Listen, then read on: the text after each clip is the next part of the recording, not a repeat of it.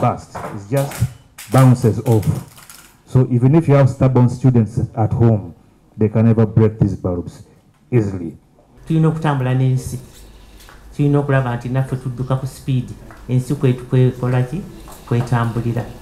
N'olwekyo ensonga lwaki tulina okuyiiya nti ebintu ebimu tubyekolerako.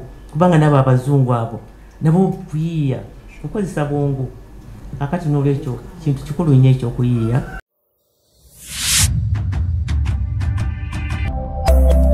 Eno ye Magala TV, okumanya we kutandikira.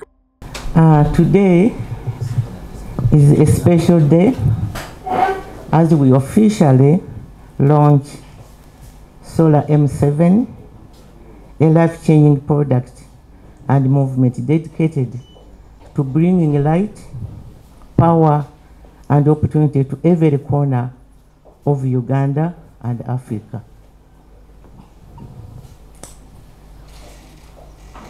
For far too long, many of our people, especially women, children, and elders in remote villages, have lived in darkness, not by choice, but because they cannot afford the electricity that others take for granted. Even in places where power lines pass overhead, many homes remain dark every night.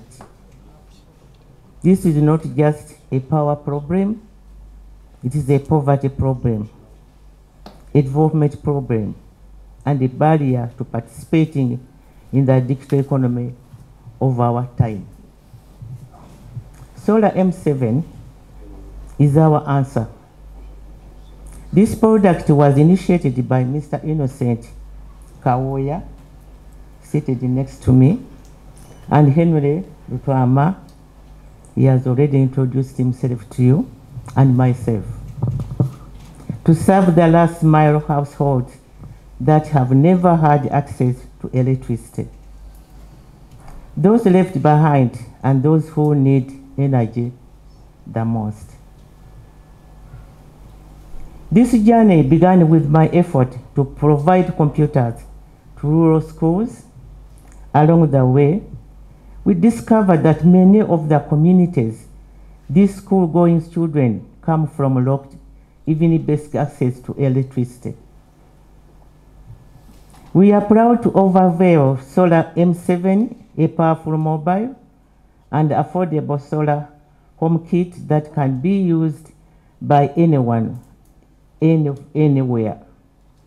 This is not just a gadget, it is the start of a movement that will light homes, change phones, enable school work, and empower businesses, even in the most remote. Yakoleddwa nga tulowoozezza ku muntu omululu. Eno material eri wano natandise nkugamba ya polycarbonate, ekitegeeza nti eri shatterproof. Yayise drop tests zonna okuva mu factory. Ekintu kyokka kye tuyinza okutwasooka okulowoozaako kwe kwatika kwa balubu. Bana n'obeera ewaka balubu zaatika mangu. Abaana ab'eddalo bayinza ozikwatira naddala zino eziri mobile. Naye nga bwe twakugambye tesobola kwatika, ne bw'ogibawo wansi ekola ki? Ebuukawo bubuusa, ebawunsinga nga ttena. Gwe mutindo ogw'amaanyi gwe twatadde muno. Ekyokubiri, eno program mpanvuko, minisita yasalawo n'ateesa nti tetusobola kukola bintu wano eno Kampala nfu gy'okubijjanga e Bulaaya.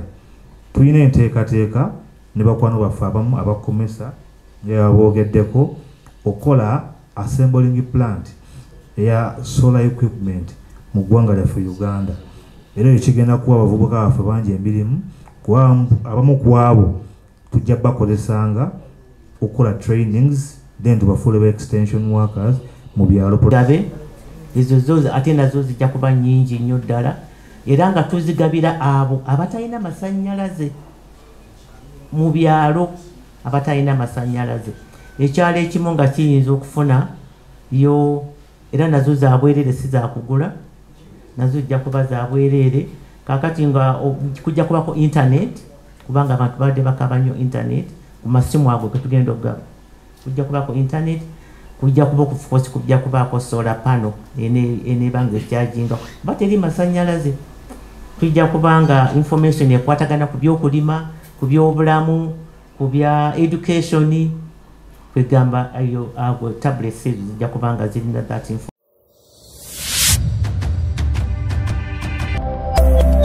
Eno ye Magala TV, okumanya we kutandikira.